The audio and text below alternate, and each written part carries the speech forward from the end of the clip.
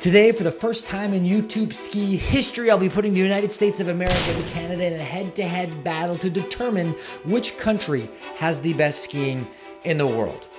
I mean, I think this is the first time in YouTube ski history. There really isn't much YouTube ski history, but it sure as hell is the first time that anyone's made a Liquid Courage hot sauce microphone. Damn, son, where'd you find this? A lot of this is going to be my personal opinion, and I know thousands of you are going to hate my personal opinion, so please direct all of that hate to the comment section. It pumps the algorithm, so thank you, and it's fun hearing everyone's opinions. Cut your hair, learn to ski. OMG, you ski like my son when he was 10.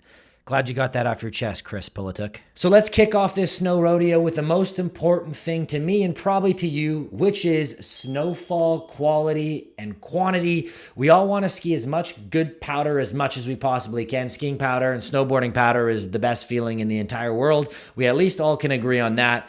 So where is the snow coming down the most, and where is it being delivered in the highest possible quality? Let's start with snowfall quality. So snowfall quality is honestly super dependent on the weather on any given day at any resort at any elevation level. It's extremely hard to compare snowfall quality from resort to resort, especially from country to country. The US and Canada are so geographically diverse and large. They have different climate areas, many different mountain climates, temperatures, elevations, and to be honest, both Canada and the US have areas that get nuked with super light, and both the US and Canada have areas that get nuked with super dry, light powder. I've had snow even at high elevations at Whistler that feels just as light and dry as the snow in the Cottonwood Canyons. The interior of BC, you got Revelstoke, you've got, Big White, Silver Star. These places get hit with light, dry snow. Even the Rockies like Lake Louise, those spots, it's got the cold smoke, doesn't get as much snow, but that's very similar to Colorado, right? You got that cold, dry smoke. So I think in terms of snowfall quality, that's super dependent on the storm or the weather system that's moving through and the area that you're in. I don't think on average, any country has a snow quality that's better at any given time. I think if you go to certain areas, you're putting yourself in a position to experience really high, levels of snow quality depending where you are. Now, things change when we talk about snowfall quantity. To compare the snowfall quantity, I decided to just jump right into the statistics. So I took the top 10 snowfall resorts from America and compared them to the top 10 snowfall resorts from Canada. And what I found somewhat surprised me. The US has the edge for snowfall, and it's because it's got some spots that just get a lot of snowfall. You got Alyeska, probably said that wrong, in Alaska. You got Baker, we all know that's one of the snowiest spots on Earth. And you've got Alta, Snowbird, Brighton, all in the Cottonwood Canyons, all stacking, 500 inches, sometimes plus each season. On the Canadian side, the leaders are Mount Cain, Powder King, Whitewater, Shames, all running above 450, and then Whistler Blackcomb as well, 468 inches. So to simplify things, I took the average of the top 10 resorts in both countries, and here's what I found. In the US, the top 10 snowfall resorts average POW per year is 503 inches or 12.8 meters annually. And in Canada, it's 443 inches or 11.3 meters annually. Based off the snowfall averages, it's clear that America, on average, gets more snowfall at their top snowfall resorts. For the snowfall quality and quantity category, we're going to have to give the edge to the United States of America. Flipping it through, scores! As Team USA has answered. The next category we're going to compare is vertical drop. You guys all know my two favorite words in skiing are fall line, and then vertical drop is a close third. So I pulled the data on this one, even though I didn't have to, because I actually know this one. The top vertical drop in North America is Revelstoke. It's 1,715 meters. That's enormous. Longest vertical drop in North America, and that's probably never going to be beat.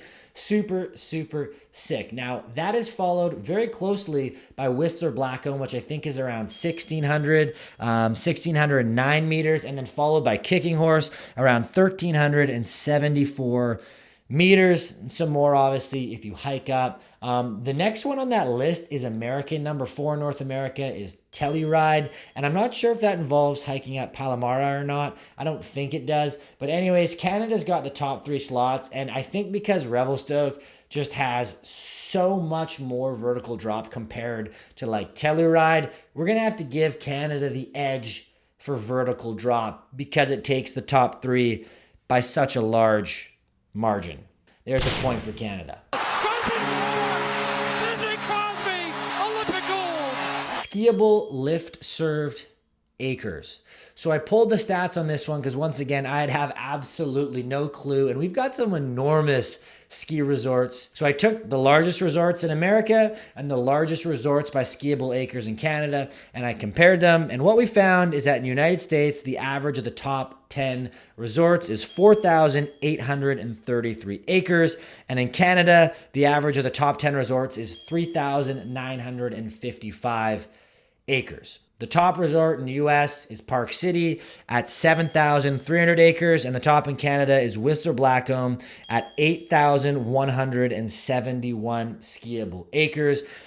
Whistler Blackcomb is the biggest, so like you right away think you want to give Canada the edge, but the US has more larger mountains on average, even though like a mountain like Park City, nowhere close to as exciting of terrain diversity as a mountain like Whistler Blackcomb. But the edge for skiable acres goes to the United States of America. Now, this one is a statistic that actually matters a lot to me, and I know it's going to matter a lot to you. This is skiers per acre.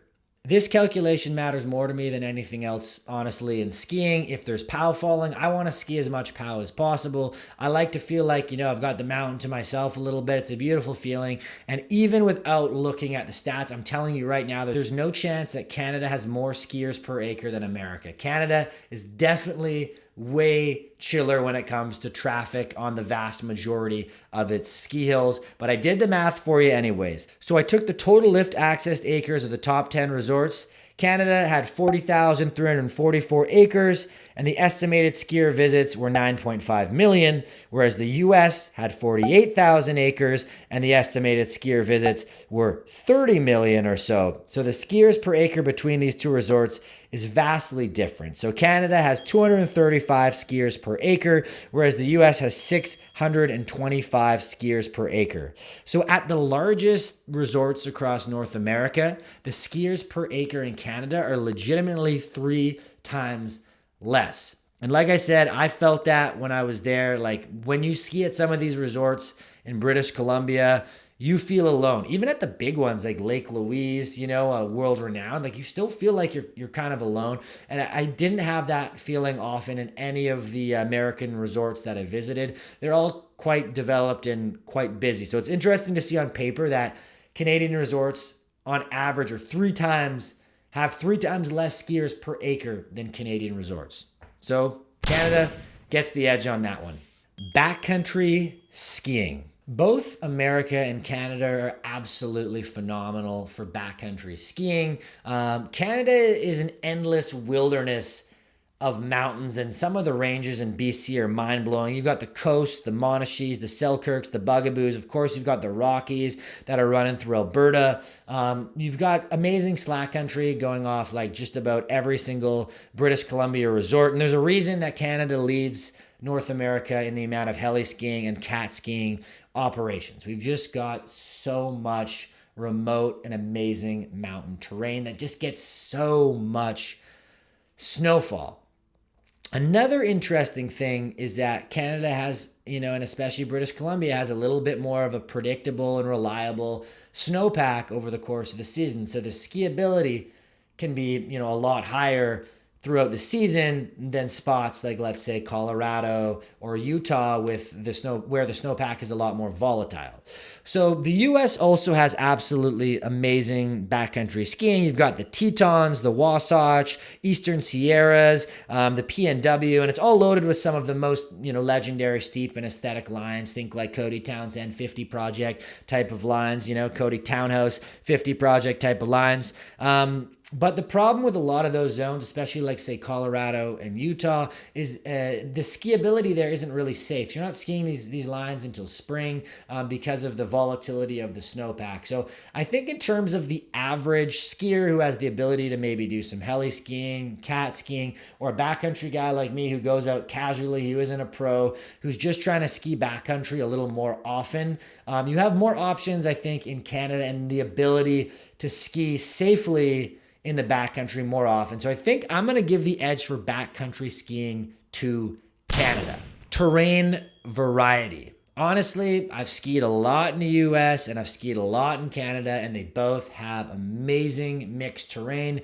Each resort has its own unique terrain and vibe, and it's cool to test different places. Like skiing, a place like Jackson Hole, the terrain's so deserty and unique and the tight chutes. Then you go somewhere like Whistler Blackcomb with big rolling mountains, aggressive lines, glaciers in the distance all over. There's just so much fun variety. The interior in BC, you're skiing, looking over lakes, wineries. Colorado, just absolutely mind-blowingly gorgeous views, just like the Rockies in Canada. So when it comes to terrain variety, it's just such a mixed bag. But overall, there's such large diversity in terrain across both countries that we're going to have to call this one a tie. Ski resort terrain variety, it's an absolute tie between the US and Canada. There's just so many awesome places and awesome terrain to ski at these places. Cost and value. The cost and the value is all going to depend what you find value in, and also like what your price range is. But on average, I can tell you right now that in those, top 30 American resorts are some of the most astronomically expensive prices that I've ever seen. You got places like Aspen, you've got Jackson Hole, you've got Telluride, you've got these spots where they're just insanely absurdly expensive. And then in Canada, you've got some expensive spots like Whistler Blackcomb, of course, insanely expensive. But then there's places like Lake Louise and Sunshine, which should be more expensive, but I've managed to get like hotels in and around those towns for like cheaper prices, which is kind of surprising. I think on average, it really depends how you ski, where you like to stay accommodations wise. So it's hard to make a direct, comparison into cost and value. But in my opinion and my experience, if you're more of a budget skier like me, it is way easier to do in Canada than it is in the US. And I mean, if I didn't mention the difference in the strength of our dollars, then that would also be ridiculous. So for a Canadian, it's cheaper to ski in Canada. For an American, it's cheaper to ski in Canada. Canada's got the edge. Lift infrastructure.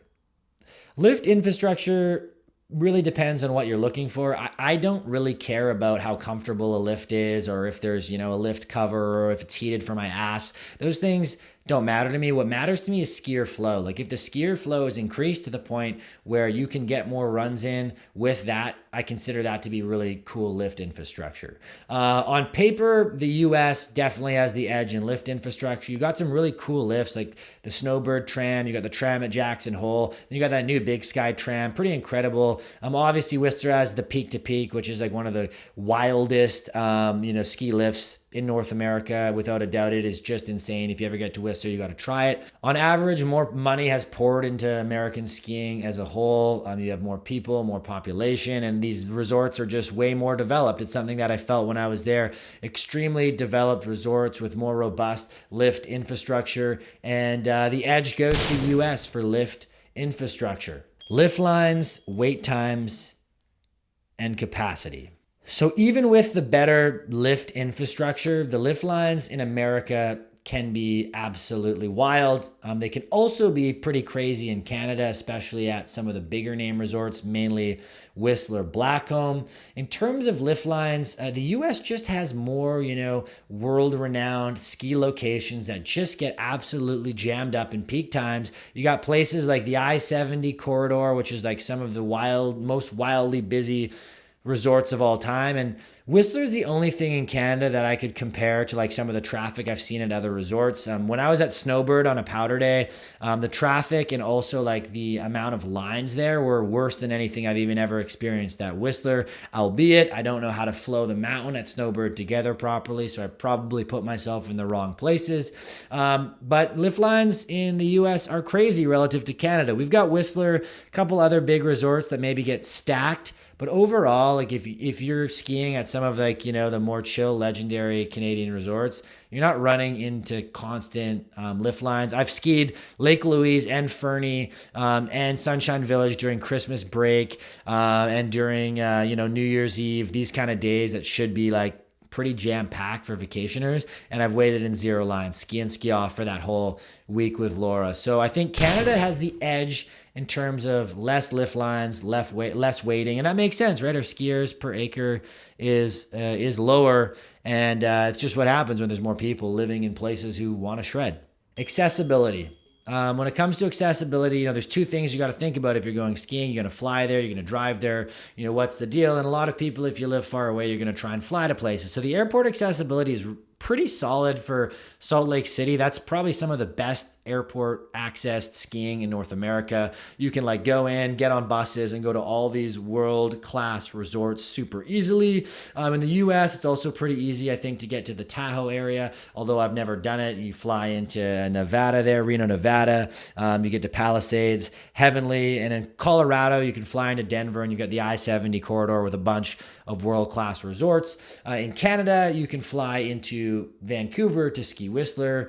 You can also fly into Calgary and go ski like Lake Louise and Sunshine pretty easily, or fly into Kelowna and ski Big White. Silver Star also pretty easy. A lot of the Canadian resorts that are pretty legendary, Revelstoke, Kicking Horse, Whitewater, Red, these places are hard to get to. They're not easy. You need to drive. So I think you have more options if you're someone who's flying and values like maybe a transit network or just more ease to get into a mountain. I think you're going to actually find that the US has just more accessibility and is better developed. The roadways, are more developed, whereas some of the Canadian roadways, although they're plowed amazing and they do a great job and I've never had problems driving, you're going to be like on the road for a while in spots like, Rogers Pass, snowing, nuking snow. Maybe the highway's going to shut down for AVI control. Like things are a little more rugged out here in BC. And I think accessibility wise, the US definitely does have the edge, but whenever the mountain weather turns on, it's going to suck on all roadways. But US definitely has the edge for accessibility at the world-class spots. Vibes and mountain culture. I think this one totally depends on like what mountain you're at and what kind of vibe and culture you're looking for. Some resorts are more family friendly. Others have those like chill, low key vibes still, like in Canada with a Whitewater or a Baldy, a little more chill, a little more low key. Or if you want that big posh energy, Aspen, Whistler, Big Sky, you get the big party vibe, lots going on. So I think it really depends what you're looking for. In terms of people, the people in Canada, super nice. The skiers and snowboarders. People in America, skiers and snowboarders, super nice. Honestly, I think that's the most beautiful thing about the sport of skiing and snowboarding is that like, doesn't matter, doesn't matter your background, doesn't matter what you do for work, doesn't matter your beliefs. Like we're all just homies on the mountain skiing and snowboarding and enjoying ourselves, sharing our passion for pow riding and enjoying the snow. So that's the cool thing. Everyone on both sides of the border, super cool. Skiers and snowboarders, fun group of people to hang out with. Obviously there's shitty people on both sides of the border, and there's mean people everywhere. But I think for vibe and culture, it just depends what you want to put yourself into, and you like kind of can find great people everywhere and cool mountain culture in every single mountain town because it does exist there. So vibe and culture absolutely is a tie. Weather. Choosing the country with better weather is a little bit tricky because mountains have many moods and can't really predict what the snow or the sun is going to be doing on any given day, month, or year. But I'd say on average, the US has more resorts in places that, might have more predictable or more tolerable weather than some of the ones in Canada. So I find like in BC, we've got a lot of, strong spots that are kind of coastal or in the interior that can have extended storms or extended dry spells and, the fog rolls in. Whereas the Rockies, even though you've got, Lake Louise, Sunshine Village, some of these Rockies resorts in Canada, you've got more resorts in Colorado that experience way more clear days during the winter season. Spots like Utah also see more sun in between storms. So if you like, bluebird skiing, the US is going to see a little more of it. And I think what it comes down to is the US just has more resorts over more geographical area with that extra diversity in weather. So I think if you're looking, for like bluebird weather, then you probably have the edge in the US. So I'm going to give the US the edge for weather because you have like more options of places you can go that are probably going to have good weather. Whereas like BC is like constantly like, it's doing winter things a lot, doing a lot of winter, a lot of snowing. Ski road tripping. Road tripping, as all of you know, is my favorite way to travel while skiing. It's also the cheapest way. And especially if you're sleeping in your vehicle or in your van, super cheap. So I love ski road tripping. The US and Canada both have super phenomenal ski road trip options. So in the US, you've got Utah. You got 10 different resorts in under an hour and a half from Salt Lake City, which is insane. Alta, Snowbird, Brighton, Solitude, Deer Valley, Park City, Snow Basin, Powwow, tons. In Colorado, you've got the I-70 corridor, gives you 7 huge resorts under 3 hours. Breck, Keystone, Vale, Beaver Creek, Copper, Winter Park, A Basin. In the Tahoe area, you've got dozens of resorts within an hour, including Palisades, Heavenly, North Star, Kirkwood. And in the PNW, you've got Crystal Mountain, Stevens Pass, and Mount Baker, all within 3 hours of each other. In Canada, you've also got some sick road trip options. You've got the BC interior. You can rip Revy, Big White, Silver Star, Baldy, Apex, Sun Peaks. You can also do the Rockies. You can rip Banff, Sunshine, Norquay, Nakiska, and then rip Castle Mountain. You got the coastal resorts in Canada, Cypress, Grouse, Seymour, Manning, Sasquatch, all super fun spots. But the most legendary of all road trips, I think, either across the US and Canada, is in Canada, and it's the Powder Highway. The Powder Highway is one of the most legendary POW skiing loops, I think, in the world. It's so freaking fun, and it is just still that nice bit of remote, which makes it that much cooler of an experience. A lot of these resorts aren't overdeveloped. They're still pretty quiet. They can get absolutely nuked, and they're just super cool. All of these towns to just go and ski at, like true small town skiing. It's awesome. So because of the Powder Highway, honestly, I'm going to have to give Canada the edge, and that's just strictly for adventure. Like being around the US, it's like you're in Salt Lake City, you ski these mountains, you drive out, you're at like a freaking Walmart on a highway with a billion people going to work. But then on the Powder Highway, you kind of get that like old school ski vibe. I would go and I'd stay at like these little motels, like, an hour between resorts for $50 a night Canadian. And it was a super affordable trip. And the Powder Highway to me is just one of the best ski road trips on earth. If you want to learn more about it, I'll have a video, put it here where you can just learn more about all of the Canadian ski trips. Lodging and amenities. Honestly, after seeing but not staying at some of the lodging options in Aspen, in Jackson Hole, and Telluride, in a lot of these places, Big Sky. Like I saw some of the craziest lodging and amenities I've ever witnessed in my entire life at these American resorts. Sure, Whistler's got some, snazzy spots, but other than that, like nothing compares to the amenities and the lodging in America. It's just more developed and way more money, it seems like, has been poured into some of those lodging options. So yeah, where the money is, the good amenities are. So the US has the obvious edge in amenities, lodging, that kind of stuff. If that's what you're looking for, you'll find it at those fancier places. I can't give you much more of a background on that because I just sleep in cars and vans and don't really give a shit about how nice the hotel room is, as long as the snow's falling and I'm getting some good turns in.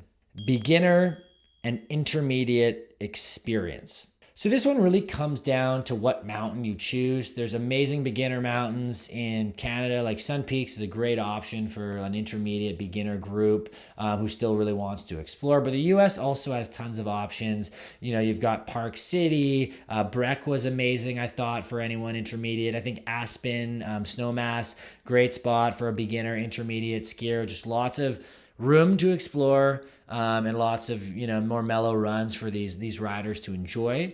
Now, if I was to choose one to have the edge, it has to go to the US. You know, the increased acreage and size of some of these resorts for beginners, it's just a lot more enjoyable. Like a place like Park City, as a beginner, you can actually explore a bunch of corners of the resort without being a super experienced skier. A lot of the Canadian resorts that I talk about, they trend a lot harder. And even a mountain like Whistler is in my opinion, not even a good place for a beginner or intermediate skier to go. It's okay, but on a mountain like Blackcomb, one of the only greens kind of coming through the mountain is a cat track that kind of works its way down the mountain, and one chairlift, the Cat Skinner chair, which has beginner runs. So to be honest, Canada doesn't really have that much variety in beginner and intermediate terrain. And if you're beginner and intermediate and you want to find a mountain that really suits your fancy, look to those bigger US mountains. I think US has the edge for beginner and intermediate terrain. The overall wow factor. I thought about this one for a while because I was super wowed by a lot of my experiences I've had skiing in the US, and a lot of, experiences I've had in Canada. So this one was hard, but what it came down to for me was kind of like being in BC and just being alone in the mountains and seeing how far the mountains go with zero development. If you're standing on a lot of these resorts in Colorado, you can see other ski resorts, right? If you're standing on like some of these resorts like Big Sky, you see so much development, this and that. But like say you're standing on a mountain like Kicking Horse, the views are absolutely freaking mental. Or if you're in the backside of Lake Louise or you're in Sunshine, you're just in a whole nother world. And some of these like smaller BC resorts, Whitewater, super cool, views of Weimar in the background, even Whistler, you've just got these endless ranges of mountains when you look out, and you're just in it, you're out there. And I feel like it's that true Canadian wilderness, especially where these mountains were put in. So for a wow, they're super close. They're both super wow. But I think leaving, a trip like the Powder Highway and some of these experiences you have at Canadian resorts, I think I have to give Canada the edge for the wow. It's just more rugged. It's more rugged. That's it, It's the Wild West out here, man. Freaking Wild West, let me tell you. The moment of truth, the moment we've all been waiting for. I completely lost track of who I kept giving the edge to. But what I decided to do, instead of just kind of scoring this like a simple game of, golf, I decided to actually give a rating, a number for each of the categories that we talked about. And I put them on the chart here.